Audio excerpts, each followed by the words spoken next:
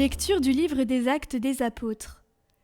En ces jours-là, intervint le grand prêtre, ainsi que tout son entourage, c'est-à-dire le groupe des Sadducéens, qui étaient remplis d'une ardeur jalouse pour la loi. Ils mirent la main sur les apôtres et les placèrent publiquement sous bonne garde. Mais pendant la nuit, l'ange du Seigneur ouvrit les portes de la prison et les fit sortir.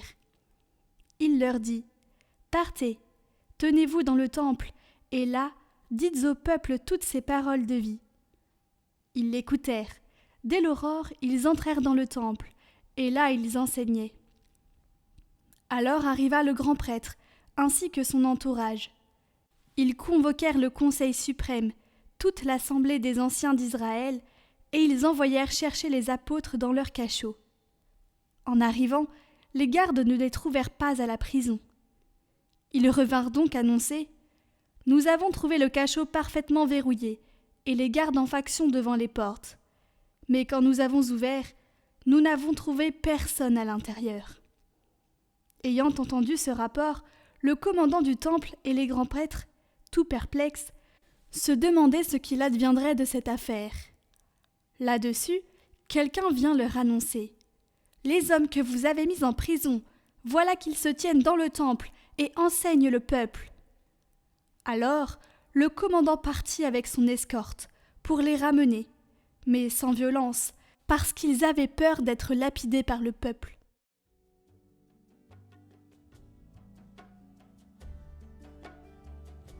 Un pauvre cri, le Seigneur entend. Je bénirai le Seigneur en tout temps, sa louange sans cesse à mes lèvres. Je me glorifierai dans le Seigneur, que les pauvres m'entendent et soient en fête. Magnifiez avec moi le Seigneur, exaltons tous ensemble son nom. Je cherche le Seigneur, il me répond. De toutes mes frayeurs il me délivre. Qui regarde vers lui resplendira, sans ombre ni trouble au visage. Un pauvre cri, le Seigneur entend. Il le sauve de toutes ses angoisses.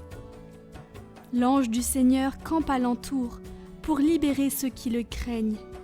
Goûtez et voyez, le Seigneur est bon. Heureux qui trouve en lui son refuge.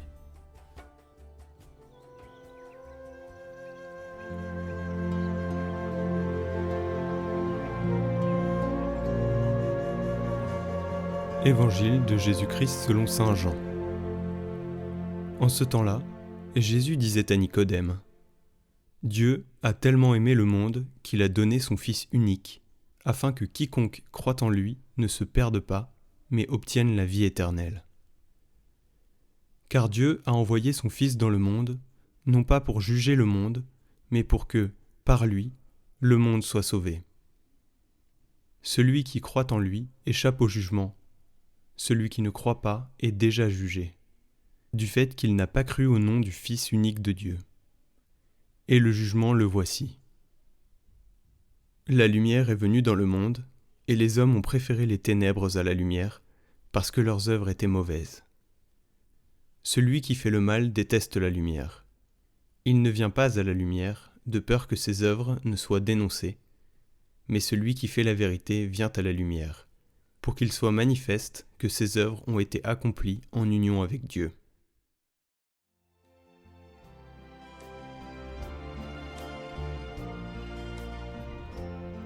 Dieu n'a pas envoyé son Fils dans le monde pour juger le monde, mais pour que le monde soit sauvé par lui.